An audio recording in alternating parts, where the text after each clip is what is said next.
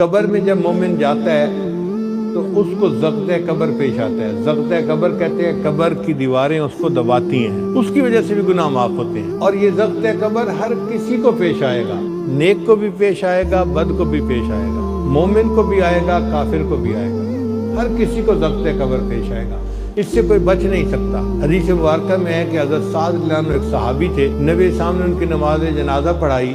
جب قبرستان کی طرف جانے لگے تو نبی السلام پنجوں کے بل چل رہے تھے، پاؤں کی انگلیوں کے اوپر چل رہے تھے۔ صحابی نے پوچھا، اے اللہ کے نبی صلی اللہ علیہ وسلم، ہم نے آپ کو کبھی ایسے چلتے نہیں دیکھا، ایسے کیوں چل رہے ہیں؟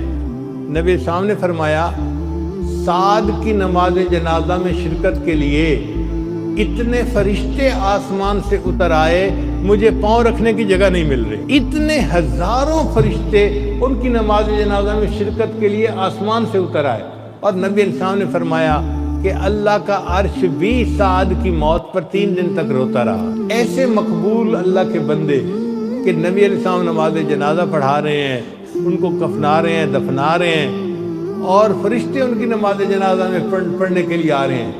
تو نبی علیہ السلام جب ان کو دفن کر کے فارغ ہوئے تو نبی علیہ السلام نے فرمایا، سعد کو بھی ضغط قبر پیش آیا۔ اتنے جلیل القدر صحابی، ان کو بھی ضغط قبر پیش آیا، تو اس کا مطلب ہے ہمیں بھی آنا ہے، ہر کسی کو آنا ہے۔ اب مومن کے دل میں ڈر آتا ہے کہ ضغط قبر کیوں پیش آئے گا؟ بھئی اگر کوئی نیک ہے اور اتنا اونچے مقام والا ہے، علماء نے اس کی تفصیل بتائی۔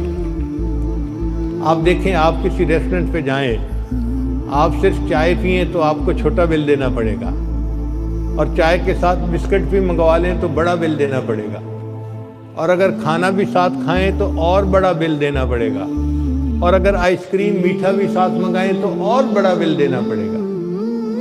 تو جتنا بڑا کھانا اتنا بڑا بل۔ اس لیے جس نے زندگی میں زیادہ نعمتوں کو انجوائے کیا ہوگا اس کو ضغط قبر بڑا ہوگا، اور جو غریب ہوگا اس کو تھوڑی پیمنٹ کرنی پڑے گی۔ اب یہاں ایک بات اور سمجھ لیجیے کہ ضغط قبر تو مومن کو پیش آئے گا، مگر کوئی پریشانی والی بات نہیں ہے کہ اس پر بھی گناہ معاف ہوں گے۔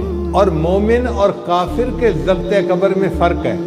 حدیث پاک میں آتا ہے کہ کافر کو جو ضغط قبر پیش آئے گا وہ ایسا ہوگا کہ اس کی پسلیاں ایک طرف کی دوسری طرف چلی جائیں گی، اس کو تکلیف ہوگی۔